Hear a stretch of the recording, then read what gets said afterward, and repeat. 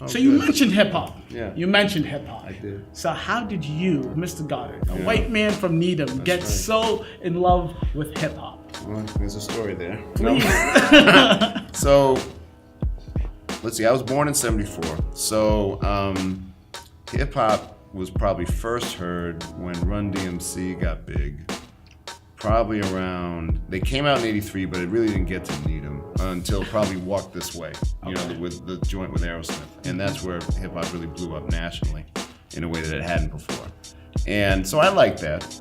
But it was really in '86 when I heard the song South Bronx by Boogie Down Productions. And I thought to myself, oh my, like, there's everything that I want to listen to in this music. If you pop that junk up in the Bronx, you might not live, cause you're in South Bronx, the South Bronx, South Bronx, the South Bronx. You know, there's language, there's rhythm, there's force, there's a drive to it that definitely influences my inner self, and and it was teaching me, you know, and really? I think, oh yeah, you know, and especially from '86 to about '91, you had so much of it was that kind of edutainment kind of rhyme where, you know, you learn stuff about the world around you. Like, you know, KRS-One is telling me Black history through verse. You know, Public Enemy is telling me how power works. X-Clan is telling me, you know, what else can be a possibility for me, right? Amazing. Yeah. Yeah. I mean, when you say it like that, right. well, obviously that's what he was. And Latifah, you know, I have some kids who didn't know Latifah was an MC. That's a whole other conversation. But the issue for me is that because of where I was, and even if I were in Boston, because Boston was not a great place for hip hop in these times, I had to go find it. There was no internet. Oh no. You know, there was no internet. You couldn't rip stuff online. Yo MTV Raps hadn't emerged yet. There was college radio.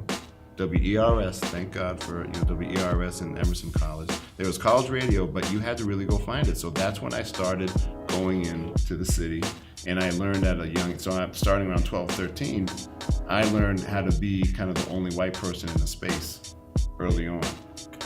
So I think that's really, and then for me, I kept going. Now, I knew as a white person that, especially back then, you know, all the way through college, I knew that I was going to have something to prove. I didn't go in there and think to myself, well, yes, everyone should adjust to me. You know what I'm saying? I had to, and I knew that was part of my reality because I knew that I had a symbolic presence once I walked in. First of all, everyone thought, especially when I was in college, that I was a cop. So there was that. Really? Oh yeah. Oh my God. If the white guys show up, he's got to be an undercover cop. Like, you know, so there's that. Okay. You know. Yes. So you had to disprove that first. You know. But once, you know, one of the lovely things about hip hop, and I think culture in general, but particularly hip hop, is that if they see that you come with it with authenticity and integrity, you're brought in. So how did you, so when you were in college throughout this time, when you had to, you know, prove yourself, what was your definition? How did you prove that authenticity? How did you? Well, first I wasn't dissuaded first by the looks. Okay.